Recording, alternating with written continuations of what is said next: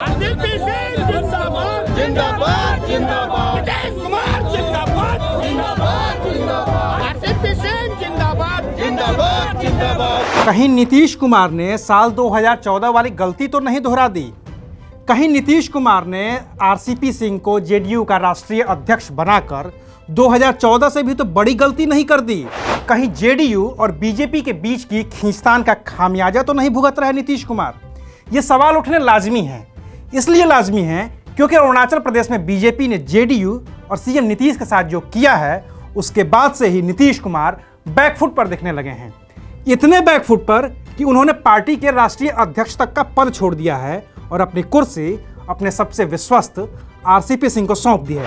नमस्कार, मैं हूं अविनाश और आप देख रहे हैं अनकट। बिहार की सियासत में हुए इस बदलाव के बीच कहां और कैसे खड़े हैं नीतीश कुमार, आज बात करेंगे इसी मुद्दे पर। सबसे पहले बात करते हैं आरसीपी सिंह की, जो जेडीयू के राष्ट्रीय अध्यक्ष हैं। पूरा नाम है रामचंद्र प्रसाद सिंह। यूपी कैडर के आईएएस रहे हैं। बिहार के नालंदा से आते हैं, उसी नालंदा से जहां से नीतीश कुमार आते हैं, उसी कुर्मी समुदाय से जिससे नीतीश कुमार आते हैं। नीतीश कुमार से इनकी मुलाकात तब हुई जब नीतीश वाजपेयी सरकार में रेल मंत्री थे। साल था 1998। तब आरसीपी सिंह नीतीश कुमार के स्पेशल सेक्रेटरी नियुक्त हुए थे। तब से नीतीश और आरसीपी सिंह का साथ बना रहा। 2005 में जब नीतीश कुमार बिहार के सीएम बने तो आरसीपी सिंह को अपना प्रिंसिपल सेक्रेटरी बना दिया। 2010 में आरसीपी सिंह ने आईएएस की नौकरी छोड़ दी और जेडीयू में शामिल हो गए। नीतीश कुमार ने उन्हें राज्यसभा के जरिए संसद पहुंचा दिया। 2016 में आरसीपी सिंह दोबारा राज्यसभा के सांसद चुने गए। अब भी वो राज्यसभा के सांसद हैं और अब जेडीयू के राष्ट्रीय अध्यक्ष के रूप में उन्हें नई जिम्मेदारी दी गई है। लेकिन कहीं इस पावर ट्रांसफर का खामियाजा भी नीतीश कुमार को ही न भुगतना पड़े। एक कहावत है ना कि दूध का जला छाछ भी फूंक कर पीता है। नीतीश जल चुके हैं। साल था 2014। लोकसभा के चुनाव में जेडीयू बीजेपी से अलग होकर चुनाव लड़ रही थी। 2009 में 20 सीटों पर जीत दर्ज करने वाली जेडीयू को सिर्फ 2 सीटें मिली। नीतीश कुमार ने नैतिक जिम्मेदारी ली, मुख्यमंत्री पद से इस्तीफा दे दिया, अपने करीबी कैबिनेट मंत्री जीतन राम मांझी को सीएम की कुर्सी सौंप दी। नीतीश को उम्मीद थी कि जीतन राम मांझी उनका कहा तो नहीं ही टालेंगे, क्योंकि उन्होंने ही तो जीतन राम मांझी को सीएम बनवाया था। जीतन राम मांझी ने भी कहा था कि वो नीतीश के नेतृत्व में काम करते रहेंगे। लेकिन कुछ ही महीनों के बाद स्थिति बदल गई। नीतीश कुमार को लगने लगा कि उन्होंने जीतन राम मांझी को अपनी कुर्सी सौंपकर गलती की है। उन्होंने अपनी गलती सुधारने की कोशिश की। जीतन राम मांझी से कुर्सी वापस मांगी, लेकिन मांझी अड़ गए, इस्तीफा देने से इनकार कर दिया। फिर जेडीयू ने उन्हें पार्टी से बाहर का रास्ता दिखा दिया। जेडीयू से अलग हुई बीजेपी को मौका मिल गया और उसने मांझी का समर्थन कर दिया, लेकिन मांझी बहुमत साबित नहीं कर पाए। आखिर में मांझी ने इस्तीफा दिया और फिर आरजेडी कांग्रेस के बाहर के समर्थन से नीतीश फिर से मुख्यमंत्री बन गए। ये नीतीश कुमार के लिए एक बड़ा झटका था, बड़ी सीख भी थी। लेकिन अब एक बार फिर से नीतीश कुमार ने अपना पद छोड़ा है। एक बार फिर से अपनी बड़ी कुर्सी अपने बड़े करीबी को सौंपी है। लेकिन आखिर बिहार में ऐसी नौबत आई ही क्यों कि नीतीश कुमार को राष्ट्रीय अध्यक्ष का पद छोड़ना पड़ा और इसकी जिम्मेदारी आरसीपी सिंह को देनी पड़ी? इस सवाल का आधिकारिक जवाब तो यह है कि नीतीश कुमार सीएम भी हैं और राष्ट्रीय अध्यक्ष भी थे। उनकी पार्टी एक शख्स एक पद के सिद्धांत पर यकीन रखती है।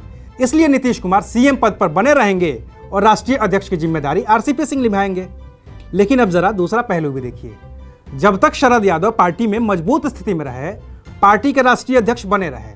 लेकिन 2016 में नीतीश कुमार ने शरद यादव को राष्ट्रीय अध्यक्ष पद से हटा दिया और खुद पार्टी के राष्ट्रीय अध्यक्ष बन गए। 4 साल तक पार्टी के राष्ट्रीय अध्यक्ष भी बने रहे और बिहार के मुख्यमंत्री भी। तो 4 साल में उन्हें नहीं याद आया कि एक ही आदमी के पास 2-2 पद हैं। अब 2020 में उन्हें ये याद आया है कि वो पार्टी के अध्यक्ष भी हैं और बिहार के सीएम भी। तो उन्होंने अपनी एक कुर्सी पार्टी में अपने सबसे करीबी आरसीपी सिंह को सौंप दी है। लेकिन क्या यह अनायास हुआ है? शायद नहीं। इसकी पृष्ठभूमि तो तभी से तैयार होने लगी थी जब से बिहार में विधानसभा के चुनाव घोषित हुए थे। बिहार में चुनाव का पहला फेज बीतते बीतते ये लगभग साफ हो गया था कि एनडीए भले ही मजबूत हो, नीतीश कुमार कमजोर हो रहे हैं। नीतीश के खिलाफ लगातार होती नारेबाजी, उनकी सभाओं में लगातार उठते विरोध के स्वर उन्हें परेशान कर रहे थे।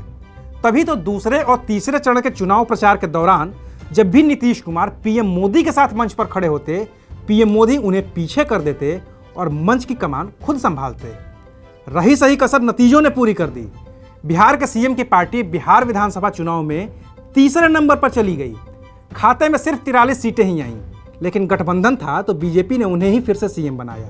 जब सीएम बने तो अपना मंत्रिमंडल भी बनाया, मेवालाल चौधरी को मंत्रिमंडल में शामिल कर दिया। इसके बाद तो नीतीश कुमार का विरोध शुरू हो गया। सामने से तो विपक्षी आरजेडी और कांग्रेस ने नीतीश पर हमला बोला, लेकिन पर्दे के पीछे से बीजेपी ने भी नीतीश कुमार को घेरने में कोई कसर नहीं छोड़ी थी। नतीजा ये हुआ कि 36 घंटे के अंदर मेवालाल का इस्तीफा हो गया। इस पूरे प्रकरण में एक बार फिर से सबसे कमजोर दिखे नीतीश कुमार, और अरुणाचल प्रदेश में जो हुआ उसने पूरी तरह से साबित कर दिया कि नीतीश कमजोर हो गए हैं। अरुणाचल प्रदेश की 60 सदस्यों वाली विधानसभा में नीतीश कुमार की पार्टी जेडीयू के 7 विधायक थे। पिछले दिनों इनमें से 6 विधायक बीजेपी में शामिल हो गए। इस एपिसोड ने पूरी तरह से नीतीश कुमार और उनके बीजेपी के साथ हुए गठबंधन पर सवालिया निशान लगा दिए। पहले से ही कमजोर दिख रहे नीतीश कुमार और कमजोर हो गए। नीतीश कुमार की पार्टी तो इस एपिसोड पर बीजेपी के खिलाफ बरस पड़ी। अरुणाचल प्रदेश का जो घटनाक्रम हुआ है, जिसमें से पार्टी के 6 विधानसभा सदस्य को भारतीय जनता पार्टी ज्वाइन कराई गई है, उस पर पार्टी ने गहरा क्षोभ व्यक्त किया। ये गठबंधन की जो राजनीति है उसके लिए अच्छा साइन नहीं है। मैं ये सब इसलिए कहना चाहता हूं कि अटल बिहारी का जो अटल धर्म था उसका पालन सभी घटक दलों को करना चाहिए और सीखना चाहिए। लेकिन फिर नीतीश ने डैमेज कंट्रोल करने की कोशिश की, और इसी कोशिश का नतीजा है कि नीतीश ने अपनी जिम्मेदारी आरसीपी सिंह के कंधों पर डाल दी है। लेकिन क्या नीतीश कुमार का ये डैमेज कंट्रोल काम करेगा या फिर इतिहास खुद को दोहराएगा? आखिर क्या होगा नीतीश कुमार का? अरुणाचल प्रदेश में जो हुआ है उससे बिहार के सियासत और जेडीयू बीजेपी के बीच गठबंधन पर क्या होगा असर, और आने वाले दिनों में कैसी होगी बिहार की सियासत, ये देखना काफ़ी दिलचस्प होगा। तब तक करिए इंतज़ार और देखते रहिए अनकट। शुक्रिया।